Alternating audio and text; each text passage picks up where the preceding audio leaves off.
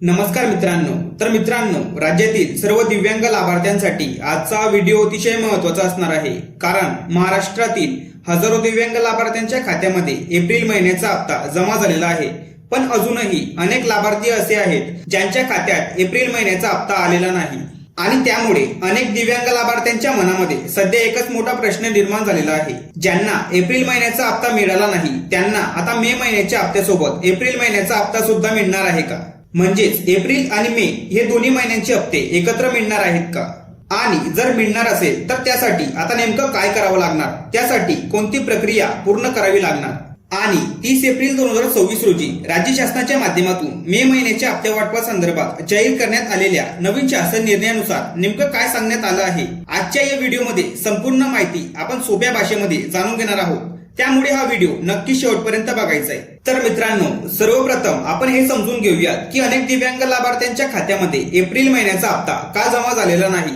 कारण मित्रांनो, शासनाकडून निधी मंजूर झाला म्हणजेच लगेच लाभार्थ्यांच्या खात्यामध्ये पैसे जमा होतातच असं नाही, तर काही वेळा तांत्रिक अडचणी किंवा कागदपत्रांमधील त्रुटींमुळे हप्ते थांबतात। तर हप्ता न येण्यामागे काही मुख्य कारणे असू शकतात। यामध्ये आधार कार्ड बँक खात्याला लिंक नसणे, डीबीटी सेवा बंद असणे, बँक खाते इनॅक्टिव्ह असणे, यूडीआयडी कार्डची केवायसी पूर्ण नसणे, अर्जामध्ये नाव किंवा जन्मतारखेतील चुका, बँक खाते बदललेले असणे, समाज कल्याण कार्यालय स्तरावर प्रक्रिया प्रलंबित असणे आणि विशेष करून ज्या लाभार्थ्यांनी आताच नवीन बँक खाते उघडले आहेत किंवा मोबाईल नंबर बदललेला आहे अशा लाभार्थ्यांचे पैसे काही दिवस अडकू शकतात। म्हणूनच अनेक दिव्यांग लाभार्थ्यांना एप्रिल महिन्याचा हप्ता अजूनपर्यंत मिळालेला नाही। आता सर्वात महत्त्वाचा प्रश्न, ज्या लाभार्थ्यांना एप्रिल महिन्याचा हप्ता अजूनपर्यंत त्यांच्या खात्यात जमा झालेला नाही त्यांना मे महिन्याच्या हप्त्यासोबतच एप्रिल महिन्याचा हप्ता सुद्धा मिळणार आहे का? तर मित्रांनो, अनेक वेळा शासनाकडून थांबवलेले हप्ते पुढील महिन्याच्या हप्त्यासोबतच एकत्र वितरित केले जातात। म्हणजेच जर एखाद्या लाभार्थ्याचा एप्रिल महिन्याचा हप्ता तांत्रिक कारणांमुळे थांबवलेला असेल आणि त्याच दरम्यान त्यांचं डीबीटी, केवायसी किंवा बँक प्रक्रिया योग्य झाली तर पुढील हप्त्यासोबत मागील थांबलेला हप्ता सुद्धा जमा होण्याची शक्यता असते।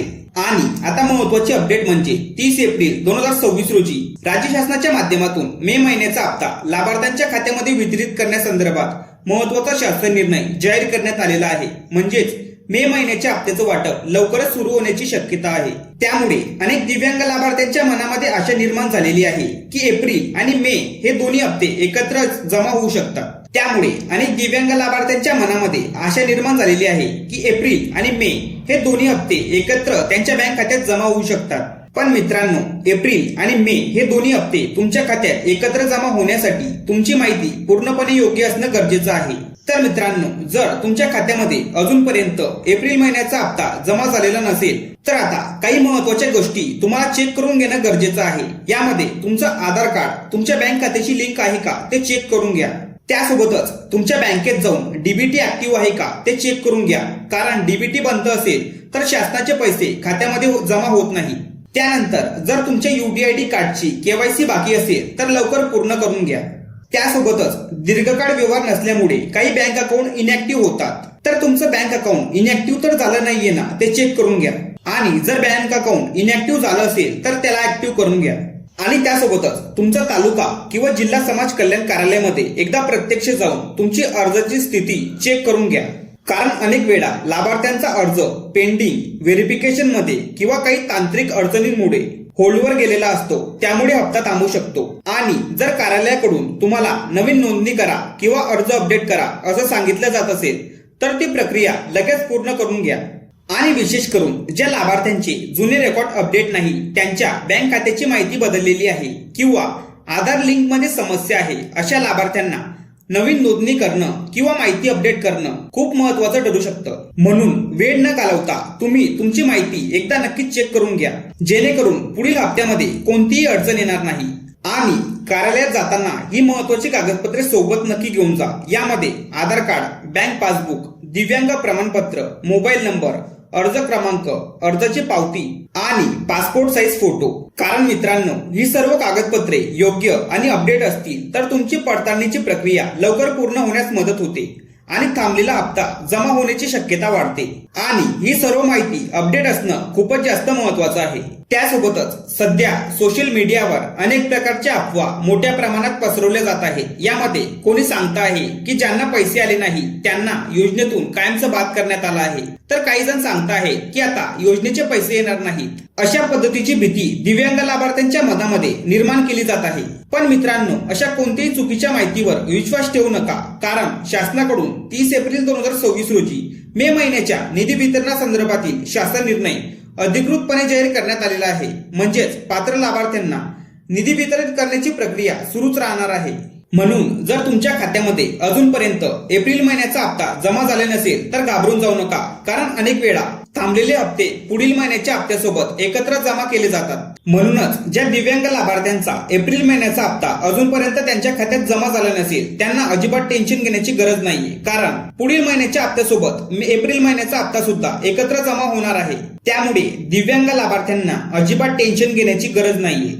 त्यासोबतच अजून एक महत्वाची सूचना, जर कोणी तुम्हाला तुमचे पैसे सुरू करून देतो, तुमचा थांबलेला हप्ता मंजूर करून देतो असं सांगून कोणी पैशाची मागणी करत असेल तर अशा फसवणूक करणाऱ्या लोकांपासून सावध राहा, कारण शासनाच्या कोणत्याही योजनेचा लाभ मिळवण्यासाठी कोणालाही पैसे देण्याची आवश्यकता नसते। अनेक वेळा काही लोक लाभार्थ्यांच्या अडचणीचा फायदा घेऊन चुकीची माहिती देतात आणि आर्थिक फसवणूक करण्याचा प्रयत्न करतात। म्हणूनच फक्त शासनाच्या अधिकृत अपडेट आणि अधिकृत JR वर विश्वास ठेवा। आणि या चॅनलवर मी तुम्हाला योजनेबद्दल संपूर्ण माहिती सर्वात आधी आणि सोप्या भाषेमध्ये देण्याचा प्रयत्न करत असतो। त्यामुळे अजूनपर्यंत आपल्या चॅनलला सबस्क्राईब केलं नसेल तर लवकर चॅनलला सबस्क्राईब करून घ्या, जेणेकरून महत्त्वाचे अपडेट तुम्हाला सर्वात आधी मिळेल। तर मित्रांनो, आजच्या या महत्त्वाच्या व्हिडिओमध्ये आपण सविस्तरपणे जाणून घेतलं की अनेक लाभार्थ्यांचा एप्रिल महिन्याचा हप्ता का थांबलेला आहे, त्यासोबतच मे महिन्याच्या हप्त्यासोबत एप्रिल महिन्याचा थांबलेला हप्ता मिळू शकतो का, आणि लाभार्थ्यांनी आता कोणत्या महत्त्वाच्या गोष्टी लगेच तपासून घेणं गरजेचं आहे। त्यासोबतच 30 एप्रिल 2026 रोजी जाहीर झालेला नवीन शासन निर्णयाबद्दल महत्त्वाची अपडेट। तर मित्रांनो, जर तुमच्या ओळखीमध्ये एखादा दिव्यांग लाभार्थी असेल ज्यांना अजूनपर्यंत एप्रिल महिन्याचा हप्ता किंवा त्यामागील हप्ते मिळाले नसतील तर हा व्हिडिओ त्यांच्यापर्यंत नक्की शेअर करा, कारण योग्य माहिती वेळेस मिळाल्यास अनेक लाभार्थ्यांची अडचण दूर होऊ शकते। त्यासोबतच ज्या लाभार्थ्यांना एप्रिल महिन्याचा हप्ता अजूनपर्यंत जमा झाला नसेल त्यांनी त्यांच्या तालुक्याचं आणि जिल्ह्याचं नाव कमेंट करून सांगायचंय। आणि आपल्या व्हॉट्सअप ग्रुपला अजूनपर्यंत जॉईन केलं नसेल तर लवकर व्हॉट्सअप ग्रुपला जॉईन करून घ्या। व्हॉट्सअप ग्रुपला जॉईन होण्यासाठी लिंक तुम्हाला डिस्क्रिप्शन बॉक्समध्ये दिलेली आहे। लवकर आपल्या व्हॉट्सअप ग्रुपला जॉईन करून घ्या, कारण योजनेबद्दल छोटी अपडेट त्या व्हॉट्सअप ग्रुपवरती दिली जाते। त्यामुळे लवकर त्या व्हॉट्सअप ग्रुपला जॉईन करून घ्या। महत्त्वपूर्ण हा व्हिडिओ सर्वांना शेअर करा आणि चॅनलवरती जर नवीन असाल तर चॅनलला सबस्क्राईब करा। अशाच महत्त्वपूर्ण माहितीसह व्हिडिओ आपल्या चॅनलवरती येत असतात।